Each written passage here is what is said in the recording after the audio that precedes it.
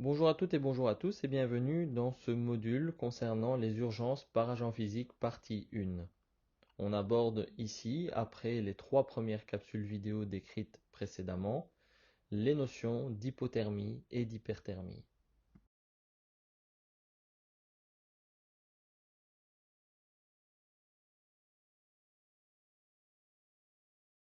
À toutes fins utiles, voici un rappel de l'objectif général du cours concernant les urgences par agent physique, pour lequel vous êtes à présent en train de consulter la quatrième séquence vidéo.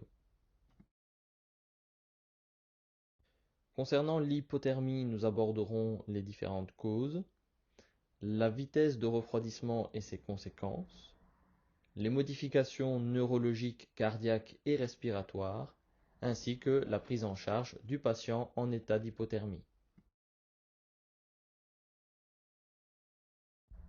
Pour l'hyperthermie, on abordera la notion de coup de soleil, d'insolation, de crampe de chaleur, d'épuisement par la chaleur, de coup de chaleur, ainsi que les différentes prises en charge de chacun des stades de l'hyperthermie.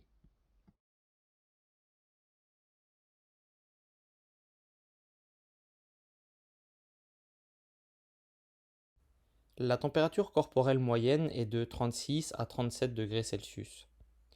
Lorsqu'on la mesure, on prend en compte la température centrale de l'organisme. Elle peut varier de 0,5 degrés Celsius, 35,5 à 37,5, d'une personne à l'autre ou selon les circonstances, sans que ce soit inquiétant.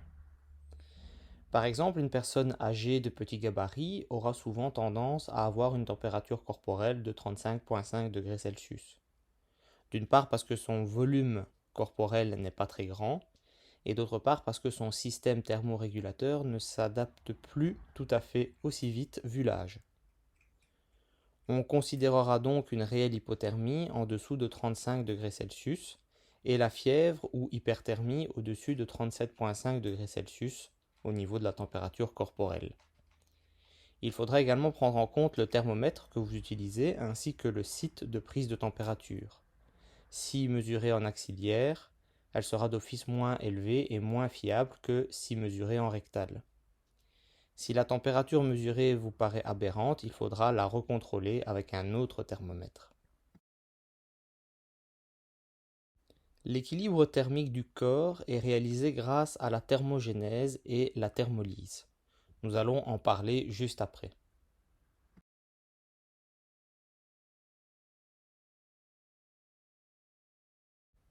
La thermogénèse est l'ensemble des phénomènes qui vont produire de la chaleur.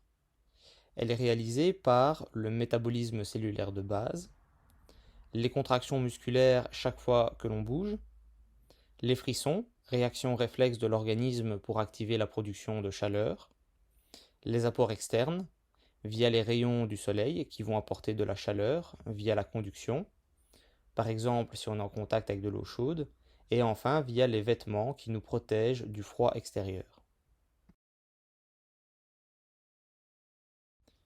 La thermolyse, quant à elle, concerne l'ensemble des phénomènes qui vont amener à la perte de chaleur.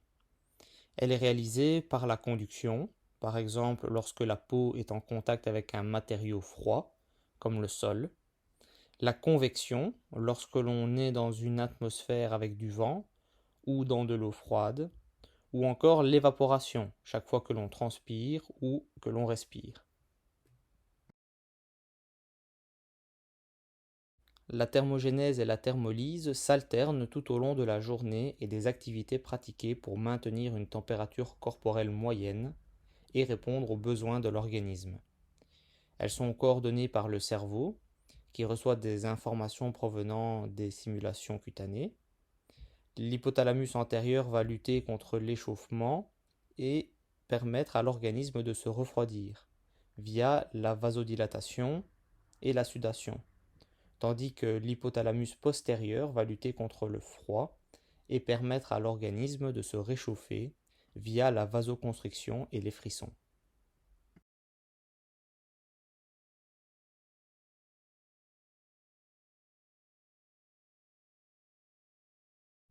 L'hypothermie est définie comme une diminution non thérapeutique de la température centrale en dessous de 35 degrés Celsius.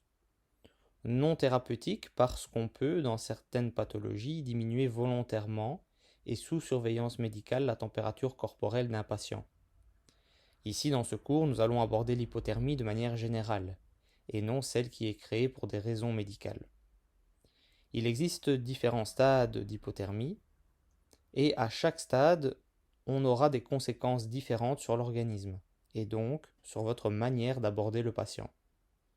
On considère comme hypothermie modérée une température corporelle de 32 à 35 degrés Celsius, une hypothermie sévère de 28 à 32 degrés Celsius, et enfin une très sévère en dessous de 28 degrés Celsius. On arrive au seuil de gravité dès qu'on franchit la barre en dessous des 32 degrés Celsius. C'est à partir de ce moment-là qu'on risque d'avoir de graves complications pour le patient.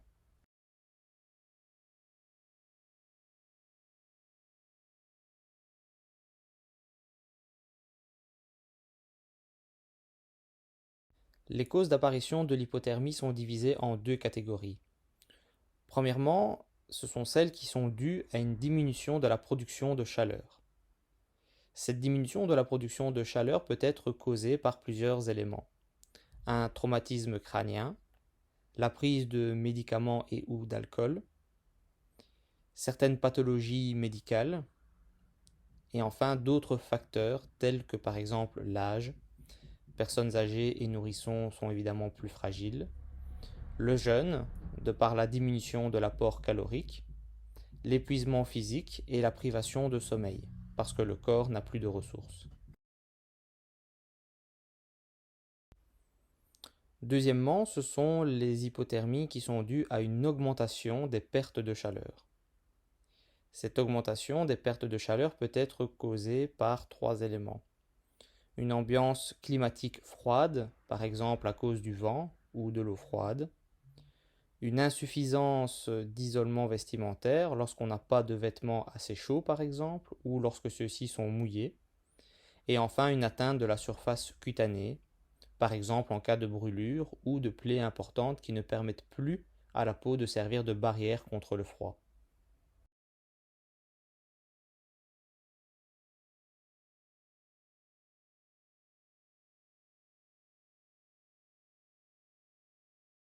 Les facteurs aggravant l'hypothermie sont les suivants. Premièrement, la vitesse de refroidissement. De façon générale, on distingue l'hypothermie d'installation lente avec des défenses maximales. Le patient est conscient, il a un tonus vasomoteur et le travail musculaire est préservé. L'hypothermie d'installation rapide avec des défenses minimales. Cette fois-ci, le patient est inconscient et il y a une vasoplégie, diminution du tonus des parois vasculaires et donc hypotension artérielle réactionnelle. Autre facteur aggravant, les groupes à risque. On retrouve en effet les enfants. Ceux-ci ont moins de réserves pour lutter contre le froid et leur peau est plus fine. Les personnes âgées, leur système thermorégulateur est vite dépassé et leur peau est plus fine. Les éthyliques, ils perdent leur réflexe neurologique à cause de l'alcool et vont souvent s'endormir au sol pendant plusieurs heures. Et enfin les noyés, ensevelis, incarcérés, traumatisés. Ils vont rester de longues heures au sol et au contact de l'eau froide et ou du vent, et vont souvent multiplier les pathologies associées, comme les fractures, et vont s'aggraver à cause de l'hypothermie, qui empêche les facteurs de coagulation de fonctionner correctement, et donc favorise l'hémorragie.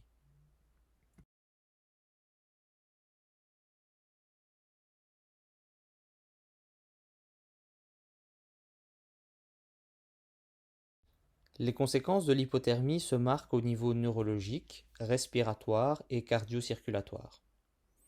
Au niveau neurologique, on remarque surtout une altération de l'état de conscience. Omnubilation, le patient va répéter tout le temps la même chose.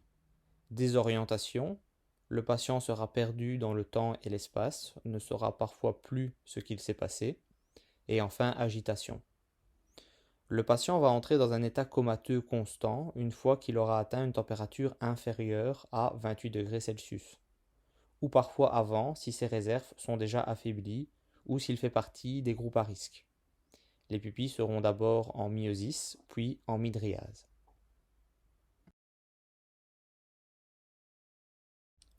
Au niveau respiratoire, on va remarquer l'apparition d'apnées à partir d'une température de 30 degrés Celsius. Le patient sera en hypoxémie à cause du fait qu'il hypoventile, mais comme son métabolisme va diminuer, ses besoins en oxygène aussi. Donc jusqu'à un certain stade, cette hypoxémie sera bien tolérée par l'organisme et sans conséquence pour le rétablissement du patient. Sauf si bien sûr l'hypothermie est trop sévère et ou dure depuis des heures et ou est associée à d'autres pathologies.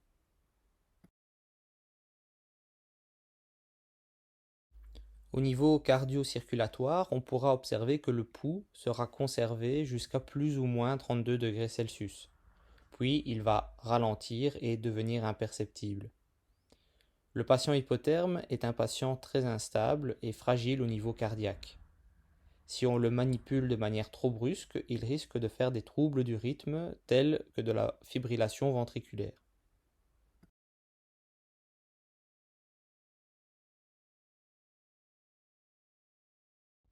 Ici, vous pouvez à présent voir un tableau récapitulatif des différents signes que vous pouvez observer chez le patient en cas d'hypothermie.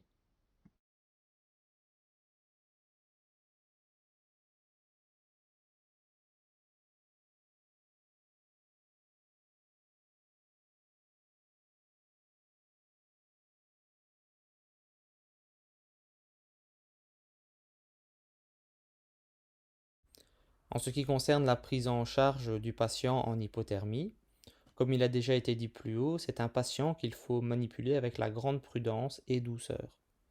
On dit que c'est un patient de cristal. En effet, au moindre geste brusque, son cœur risque de développer des troubles du rythme, donc notamment de la fibrillation ventriculaire. En premier lieu, une fois votre sécurité assurée, vous devez procéder au bilan vital du patient et réaliser les gestes qui sauvent, RCP, ventilation, arrêt des hémorragies éventuellement, sans oublier d'appeler le SMUR en renfort. Dès que possible, coupez et retirez les vêtements si ceux-ci sont mouillés. Placez également précautionneusement le patient sur une couverture de survie pour l'isoler du froid sur le sol. Placez également une couverture de survie tout autour du patient en veillant à bien enrober sa tête. N'oubliez pas également d'avoir une surveillance clinique et paramétrique continue du patient, surtout cardiaque vu le risque de fibrillation ventriculaire.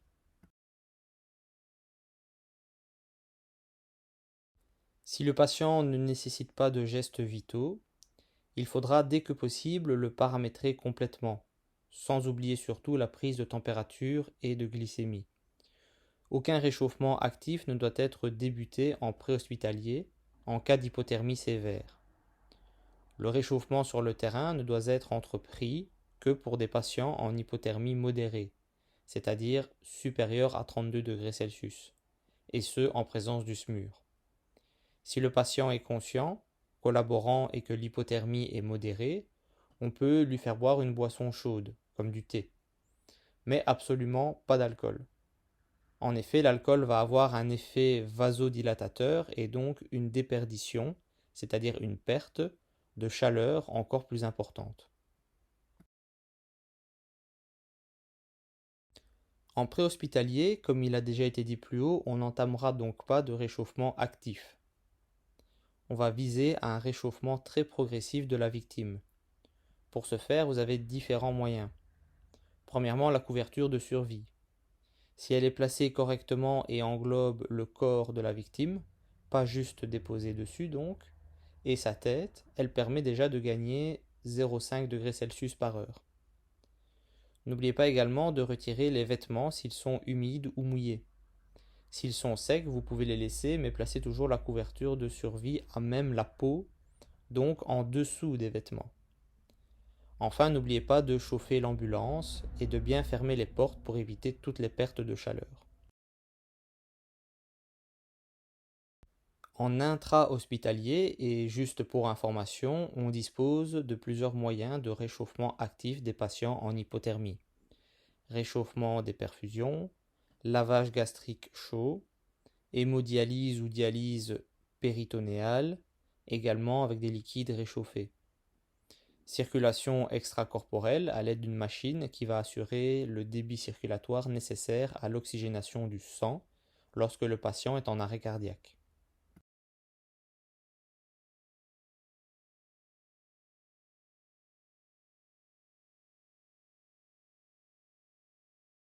Le patient en hypothermie doit être considéré de manière spécifique. Il pourra avoir l'apparence d'une personne décédée, raideur, peau froide, absence de respiration, alors qu'il a encore des chances de survie après réanimation et réchauffement. Personne n'est mort avant d'être chaud et mort. La réanimation doit être prolongée jusqu'au réchauffement de la victime au-delà de 35 degrés Celsius.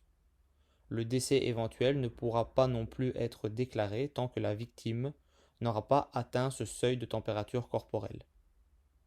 Il faut savoir également qu'en dessous du seuil de 30 degrés Celsius, l'adrénaline et la défibrillation sont inefficaces. En effet, l'action de l'adrénaline sur le myocarde hyperexcitable sera plus délétère qu'autre chose en cas d'hypothermie sévère. Lorsqu'on se retrouve en présence d'un patient en hypothermie sévère et en arrêt cardiaque, on entame la RCP et on essaye surtout de le transférer au plus vite vers une structure hospitalière pour pouvoir entamer un réchauffement actif.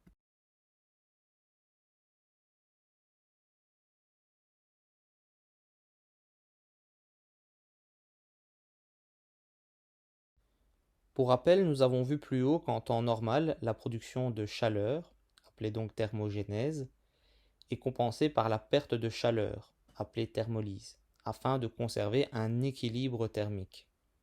Cet équilibre est régulé par le centre thermorégulateur au niveau du cerveau. L'hyperthermie est définie comme étant une augmentation de la température corporelle au-dessus de 37,5 degrés Celsius. Cette augmentation est due à l'accumulation de chaleur issue de l'environnement, contrairement à la fièvre qui est un mécanisme de défense de l'organisme.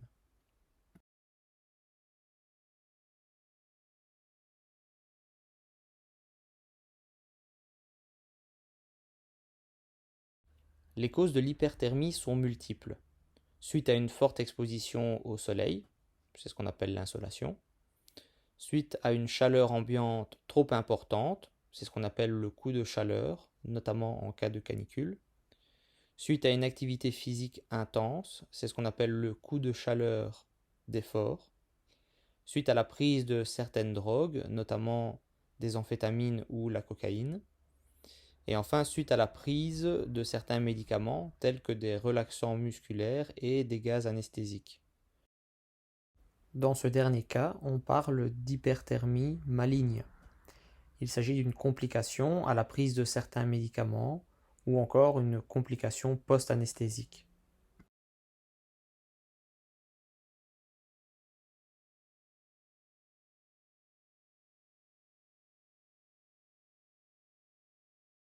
Les signes cliniques et symptômes du patient en hyperthermie sont les suivants: transpiration abondante, faiblesse, fatigue généralisée, vertige, nausées et vomissements, céphalée, polypnée et tachycardie.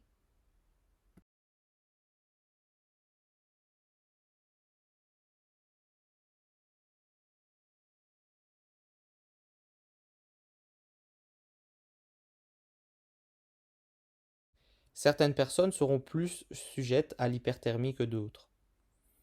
Les personnes âgées et ou fragiles, qui sont particulièrement exposées en cas de canicule ou d'exposition prolongée au soleil. Les sportifs pratiquant une activité physique intense comme les marathoniens. Toute personne pratiquant un effort physique prolongé sous de fortes chaleurs et ou en plein soleil.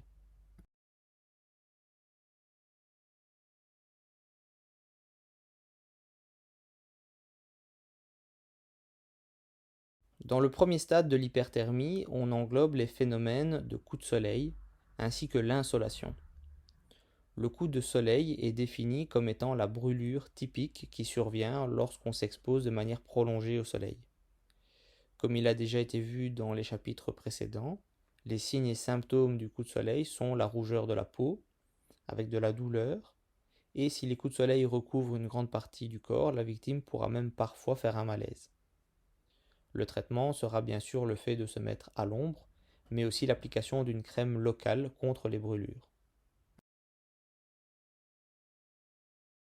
L'insolation est définie comme une réaction méningée due à l'exposition directe de la tête nue au soleil, sans protection type chapeau, casquette, etc. donc. Les signes et symptômes de l'insolation sont multiples: nausées, vomissements, céphalées, vertiges, syncope dans les cas graves, convulsions dans les cas graves également. Le traitement sera de mettre la victime à l'ombre, de l'asperger d'eau froide sur ses vêtements, et si elle est consciente et capable de déglutir, on pourra lui donner de l'eau fraîche à boire.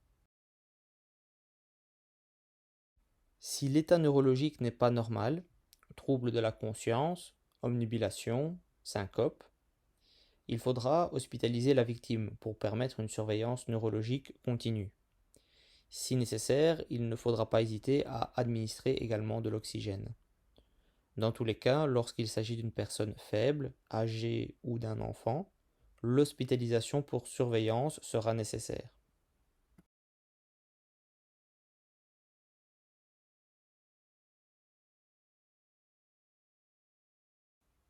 Les crampes de chaleur sont des contractures musculaires importantes dues à l'association d'un effort prolongé, d'une transpiration excessive et d'un apport d'eau en excès dans des conditions de chaleur extrême.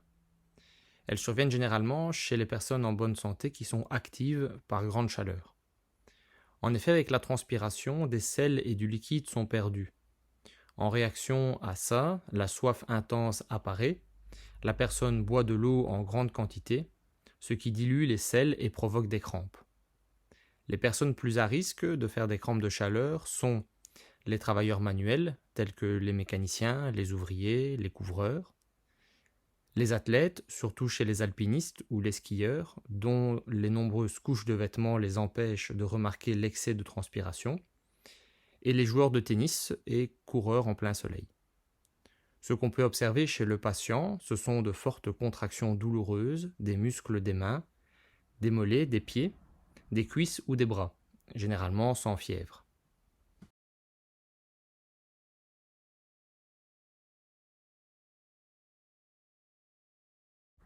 La prise en charge du patient victime de crampes de chaleur est assez simple. Il faudra le placer au frais et au repos. S'il est conscient et capable de déglutir, on peut lui administrer par petites gorgées une boisson de réhydratation riche en sels minéraux, type boisson de sportif ou, à défaut, de l'eau avec du sel. Le massage des muscles contractés peut aussi soulager la douleur. Enfin, la plupart du temps, nécessaire à transporter la victime vers une structure hospitalière afin de lui administrer des perfusions pour la réhydrater.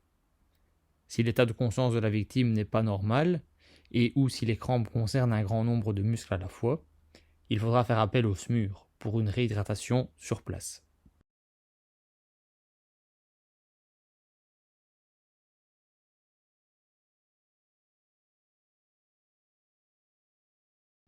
L'épuisement par la chaleur est un état avancé de déshydratation lié à la perte de sels minéraux et d'eau dans l'organisme.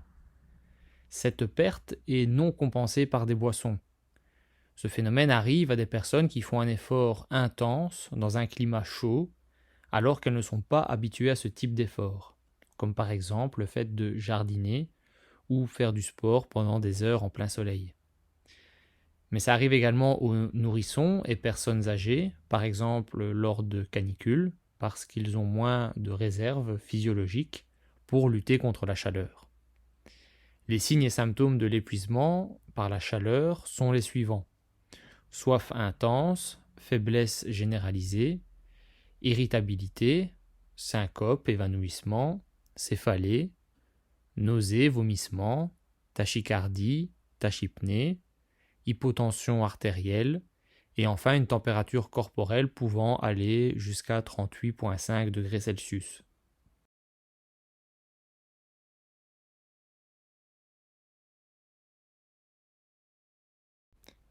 La prise en charge de l'épuisement par la chaleur sera quasiment identique à celle des crampes de chaleur, c'est-à-dire mettre le patient au repos dans un endroit frais, compenser les pertes en liquide et sel. Si le patient est capable de déglutir, on essaiera de lui donner de l'eau salée par petites gorgées. Dévêtir le patient et ou l'asperger d'eau froide, voire humidifier ses vêtements. Bien vérifier tous les paramètres et observer le patient dans son ensemble. Si nécessaire, on administre de l'oxygène, on appelle le SMUR et on transporte le patient vers une structure hospitalière pour...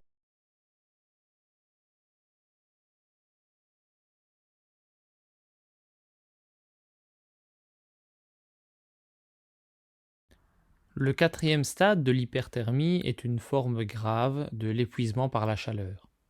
C'est une perturbation extrême du système thermorégulateur qui peut aller jusqu'à engager le pronostic vital du patient. Les causes sont identiques à celles qui ont déjà été vues: température ambiante élevée, effort musculaire prolongé, prise de certains médicaments ou drogues.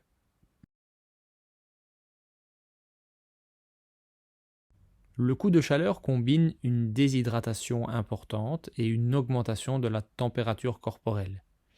Les personnes à risque sont les personnes âgées et ou fragiles, les nourrissons et enfants, les sportifs ou encore les personnes obèses.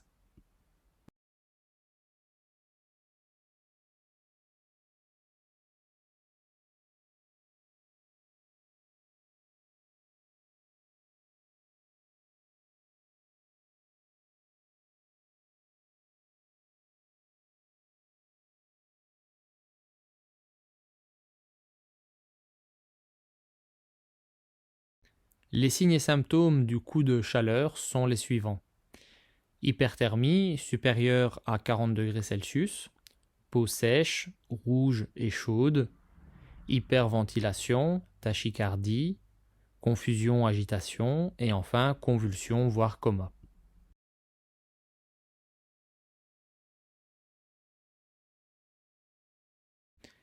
Il faudra placer la victime immédiatement à l'ombre, au frais, la débarrasser de ses vêtements et la recouvrir de linge humide. Dans le cas où c'est impossible, au moins essayer de mouiller ses vêtements. Si possible, appliquer de la glace dans sa nuque et dans les plis de l'aine pour essayer de faire baisser la température corporelle. Si la victime est consciente et capable de déglutir, on pourra lui donner de l'eau fraîche, avec éventuellement du sel, par petites gorgées en attendant le SMUR. Si elle est inconsciente et qu'elle respire, on la place en PLS avec de l'oxygène. Si elle ne respire plus, on entame la RCP jusqu'à l'arrivée du SMUR.